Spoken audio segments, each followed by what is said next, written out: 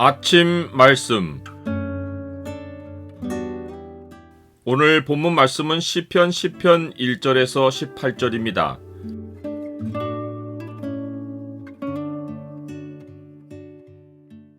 겸손한 자의 기도를 근거로 주께서 악인을 심판하신다.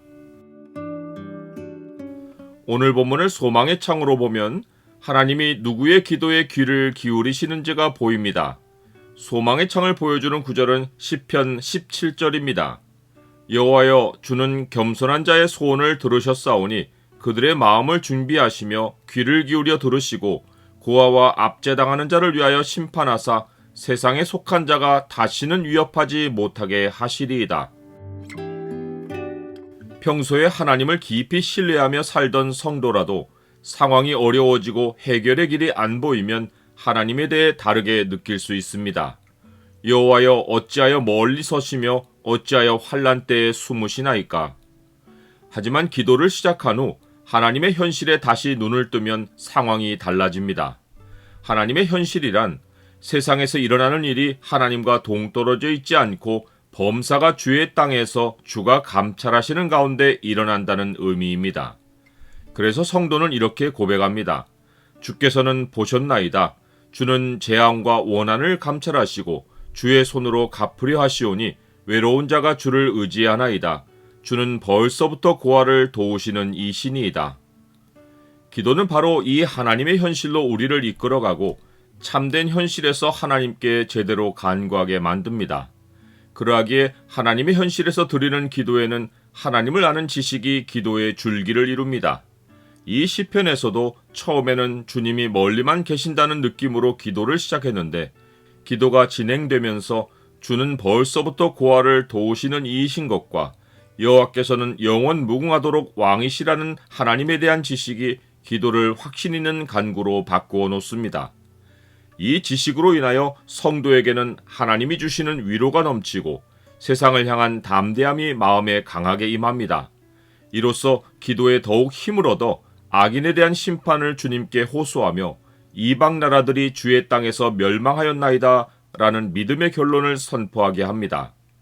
이처럼 기도는 하나님이 자기 백성에게 부여하신 엄청난 특권입니다. 하나님은 언제나 들을 준비를 하고 우리가 하나님께 아뢰기를 기다리십니다. 사실 우리가 하나님에게서 배운 진리와 의를 적용하며 살려 하면 땅의 현실을 기도 없이 지나치지 못합니다. 성도가 매일 살아야 하는 땅의 현실은 악으로 가득하기 때문입니다. 성도의 주변에는 하나님의 백성이 주로 있기 마련인데 진정으로 슬픈 현실은 시편이 다루는 악인들이 대부분 하나님을 믿다가 탐욕을 부려 여호와를 배반한 자들이라는 것입니다. 이들은 교만하여 참 하나님 백성을 심히 압박하고 자신의 마음의 욕심을 자랑합니다. 그들은 모든 사상에 하나님이 없다고 생각합니다. 그러고도 자기들의 길이 견고한 것을 보고 자만하며 자신은 흔들리지 않고 대대로 환난을 당하지 않는다고 확신합니다. 그러하니 입으로 무슨 말을 못하고 살겠습니까? 악한 자의 입에는 저주와 거짓과 포악이 충만하고 혀 밑에는 잔해와 죄악이 있습니다. 심지어 은밀한 곳에서 무죄한 사람을 죽이고도 하나님이 잊으셨으니 보지 않으신다고 장담합니다. 성도는 이렇게 악이 난무한 주변 상황을 살면서 기도로 하나님을 일으켜 세웁니다. 여호와여, 일어나옵소서. 하나님이여, 손을 도옵소서. 가난한 자들을 잊지 마옵소서. 어찌하여 악인이 하나님을 멸시하여 그의 마음에 이르기를 주는 감찰하지 아니하리라 하나이까.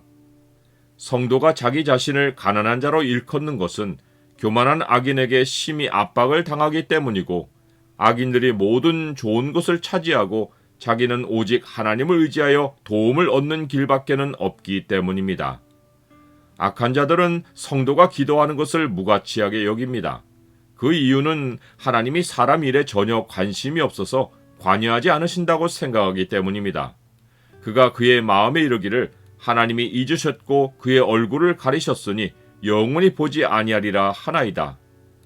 악인들은 땅의 현실과 하나님이 너무도 동떨어져 있어서 자기들이 무슨 일을 하든지 간에 하나님의 심판과 무관하다고 생각합니다.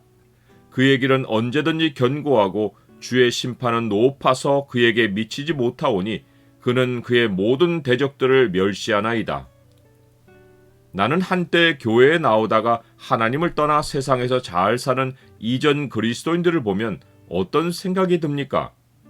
우리는 악인들이 아무리 하나님을 떠나 잘 살아도 인생의 성패는 주께서 겸손한 자의 소원을 들으셨다는 사실에서 판가름 난다는 것을 알아야 합니다.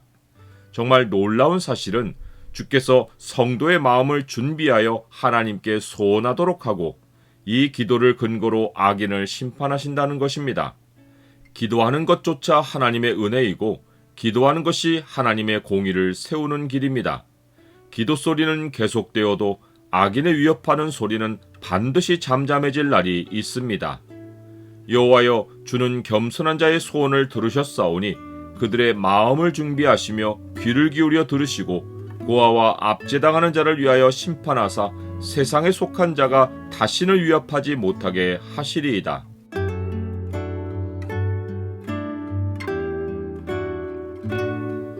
주님, 주께서 제게 기도할 수 있게 하시고 제 기도를 듣고 악인을 공의로 심판하십니다.